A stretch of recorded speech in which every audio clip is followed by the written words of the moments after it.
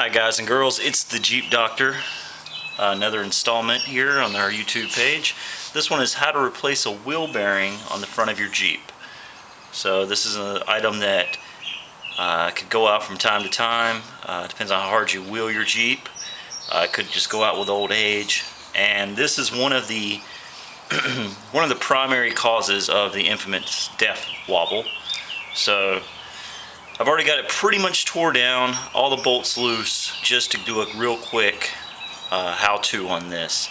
How you need to determine that your wheel bearing is going bad is, while your wheel is still on, jack up your Jeep, take one hand at the bottom, one hand at the top, and if you have any play, any at all, in your wheel from in and out, you need to replace your wheel bearing. Sometimes it could be just a little click, or it could be, I've seen them to where they're all the way, like you can do this number right here. So the great thing about these late model Jeeps is the wheel bearings, the front wheel bearings are all a sealed unit.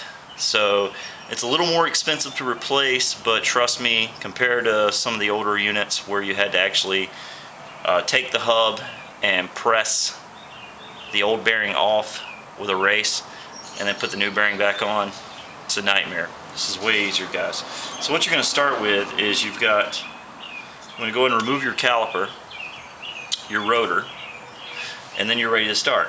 Okay? So you've got this retainer here,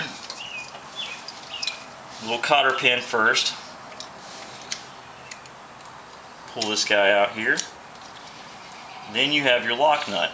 Now with your lock nut, you're also going to have this spring clip.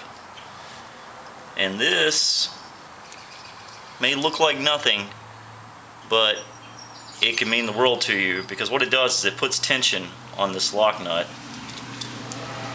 as it's pressed against your nut here, your axle nut, and it'll keep it in place. So make sure you save that, make sure it goes back on.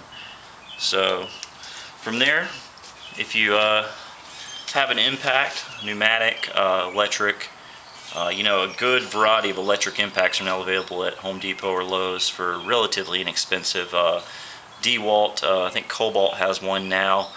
And what a lot of people don't realize with a lot of these brands is they're all made by 2 or 3 companies. So you may think that the Cobalt one may be a cheaper model, but it's actually, from what I understand, made by Snap-on or DeWalt. And DeWalt's actually made by Bosch. So just do your reviews, do your homework, and make sure you get some good foot poundage. Of course, I've got my trusty Snap-on. You need a 36mm socket for this front nut. I prefer a deep one.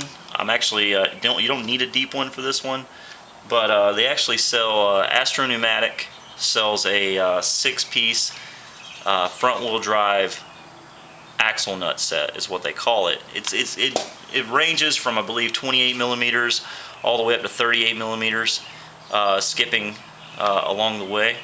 So it's a great setup. I believe it's 60, 70 bucks. You can find them on eBay, sometimes on Amazon, any tool warehouse. But that's the best buy. If you're going to be doing a lot of this stuff, it's not a bad investment.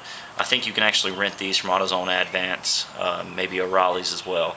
So if you're this is a one-time deal for you, go rent it. But if you feel like it's something you may do longer, go ahead and buy you one, buy you a set. So, but anyway, 36mm.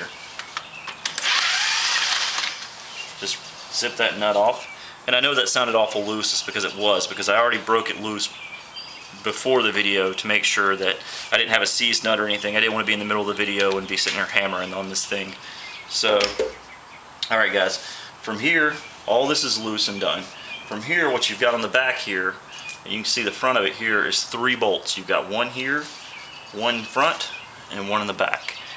3 bolts. They are a spline drive.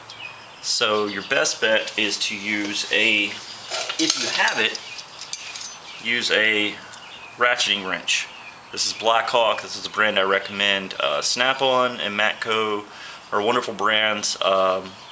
I have some of both, but this is actually a great brand, Blackhawk.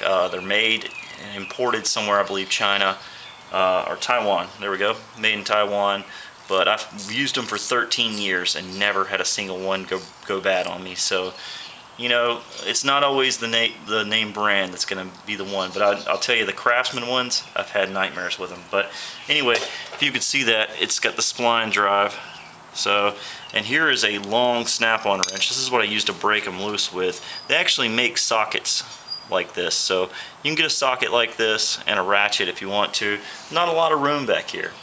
So anyway, you just, like I said, the best thing I suggest is a ratcheting wrench.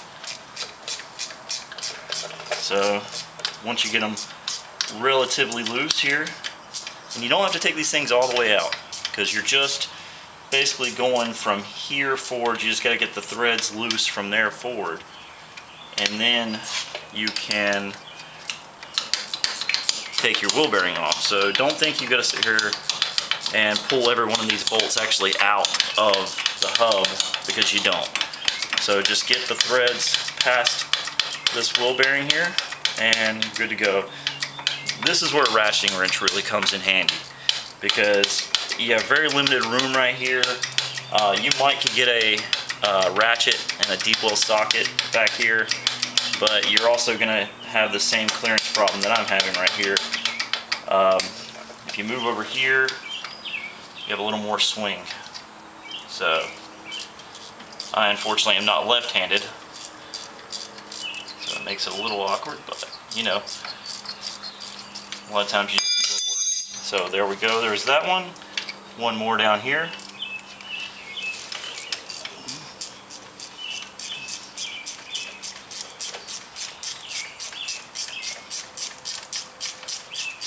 And if all these seem like they came off really easy, that's because they did.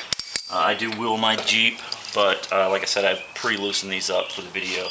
So at this point, you should be able to just rock this thing off. So, and if you'll see, you've got a washer that fits down in there as well. I forgot to take that off, so good thing it fell off. I don't know if you can hear that. Bearings are ate up. They sound terrible. So that's definitely a bust. Now you can go to your local auto parts store and get this wheel bearing. You want to make sure that if you're working on a Grand Cherokee or a regular Cherokee, or even a later model Wrangler, if you have ABS, you want to make sure you get the one with the ABS sensor inside. It'll have a little harness that comes out here. You'll have a harness that comes down. So unfortunately, I don't have an ABS model, so I can't show you that. But I actually got my wheel bearing off of Amazon. It was $45 shipped to the door because I'm a Prime member. You know, guys, it's one of those things that I'll take a chance on a slightly cheaper part just because I know that if something goes wrong with it, I can pull it back out and put another one in. So if you want the peace of mind, you can go to your local parts store, spend a little bit more. Most of your typical bearings like this, sealed units, run about $100, and that's probably including a warranty of at least a year, if not lifetime. So, but you see how fluid this bearing is? That's what it should feel like. So anyway, back together. You do have splines here on your CV, your front CV axle. So you're going to slide this in, kind of work it around a little bit. Line up your holes. And this thing doesn't matter. It's a 3-point bolt system. It doesn't matter which one goes in which location. The only time this is going to matter, the position is going to matter, is if you have an ABS model and you want to put the sensor back in the same place it was in when you took it off. So, like I said, it doesn't really matter because of mine. I don't have the sensor. So anyway, we're going to start our bolts again. Now, some of these bolts, because the tip of them actually sticks out here, you might have a little rust. So you might, if you want, pull them out, put them on a bench grinder, take a wire brush to them, knock the rust off the end, might make it start a little bit easier. I'm actually having a little bit of problems, but not terrible. So, but we're going to go ahead and run these back down.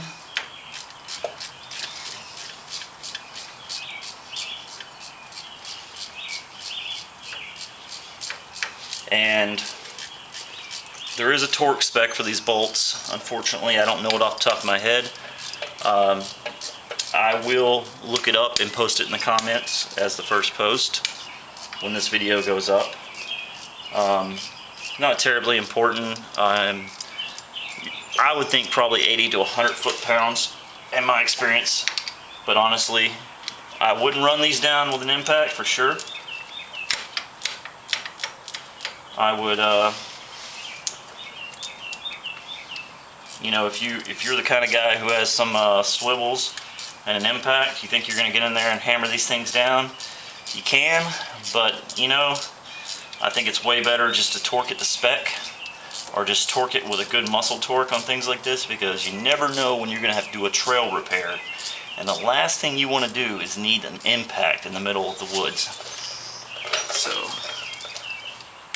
I just give everything a real good cinch, and usually I go back on my next oil change, which is actually coming up pretty soon, and I'll double check any repairs that I've done in the past month or 3 months or so. But as I said, you just run your bolts down here. Alright, I'm going to take my long snap-on 13, get in here, and it's just going to give me some extra leverage. Give it a good cinch. Same for that one. And number 3. So, 3 bolts are done. Remember to put your flat washer back over and